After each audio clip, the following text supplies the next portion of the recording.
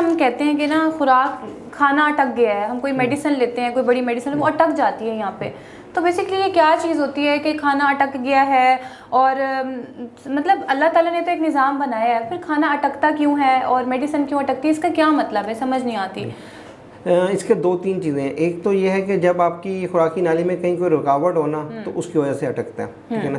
या आपने बहुत ठंडी पानी या कोई चीज़ लिया, उसकी वजह से क्या होता है कि जो खुराकी नाली के अंदर मसल्स है ना वो फ़ौरन स्पैज़म में चले जाते हैं, वो कंट्रैक्ट कर देते हैं, ठीक है ना। जिसकी वजह से क्या होता है कि वो जो है ना थोड़ी देर के लिए आपको खाना जो रखता है वो अटक जाता है, ठीक है ना। या फिर आपके जो है ना मैदे में तजाबियत थी और उसकी वजह से आपके मैदे की तजाबियत जो है ना वो आपकी खुराकी नाली में रिफ्लक्स हो रही है, ठीक है ना।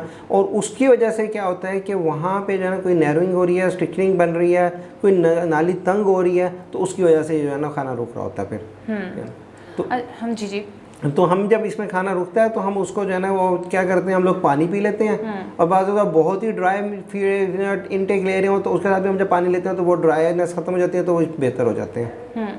अच्छा सर, ये जो फास्ट फूड का आपने देखा कि बड़ा रिवाज चल गया है कि मिडनाइट पे लोग खा रहे होते हैं, मतलब खुराक की ना काफ़ी टाइमिंग्स चेंज हो गई, जिस तरह से दौर तरक्की कर रहा है, लोग रातों को उठते हैं, मतलब एक चेंज हो गया। पहले होता था सुबह नाश्ता किया, दोपहर में खाया और 7-1 बजे क्लोज़ कर लिया। अब रातों को जागने का ऑनलाइन वर्क चल रहे होते हैं।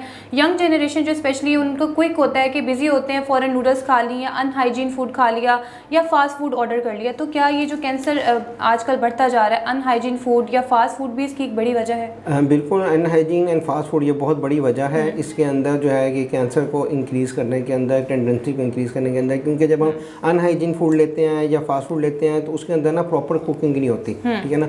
और जो कई दफ़ा ऐसा होता है कि हम लोग कोयले के ऊपर फूड को कर रहे होते हैं, तो उसके अंदर से भी ना कुछ पार्टिकल्स उस फूड के अंदर आ रहे होते हैं, और वो भी एक रीज़न है कि इसके अंदर जो है ना कैंसर को बढ़ाती है। तो ये प्रॉब्लम जो है ये ज़्यादातर आप अपने एक्सपीरियंस में किस एज में देखते हैं? बच्चों में ज़्यादा हो रही होती है या कोई स्पेसिफिक एज है 30 के बाद डायग्नोज होती है?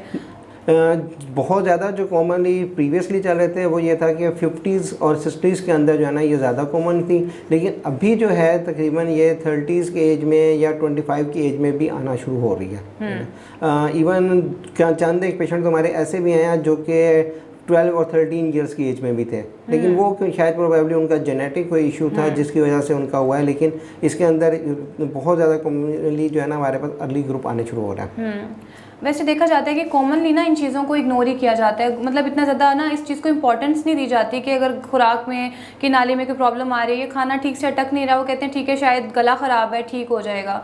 तो ये भी बड़ा होता है कि लोग घरेलू टोटकों की तरफ आ जाते हैं, गर्म पानी पी लिया, पैनाडोल खा लिया, इससे रिलेटेड गले से के दर्द से एथ्रोसिन खा ली।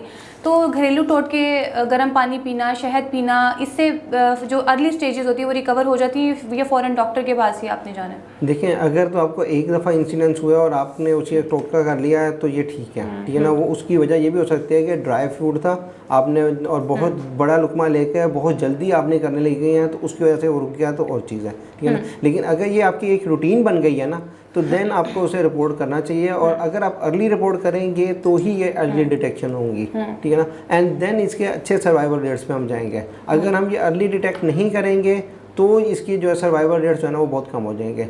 अगर अब मैं आपको बताऊँ कि जापान में सबसे ज़्यादा हाई इंसिडेंस है इसका खुराकी नाली का कैंसर का, लेकिन वो उसको डिटेक्ट करते हैं बिल्कुल T1A के ऊपर, ठीक है ना। वो उनकी सर्विलेंस एंडोस्कोपीज कर रहे हैं, वो उनको फ्रीक्वेंटली पेशेंट नॉर्मल भी है उसको एंडोस्कोपी करके देख रहे हैं कि उसमें कोई प्रॉब्लम तो नहीं आ रहा, और जैसे कुछ लगे वो फ़ौरन उसका जो है ना आगे ट्रीटमेंट शुरू कर देते हैं, और जिसके अंदर कोई बड़े ऑपरेशंस की भी ज़रूरत नहीं पड़ती फिर, और सर्वाइवल रेट्स बहुत अच्छे हो जाते हैं उनके।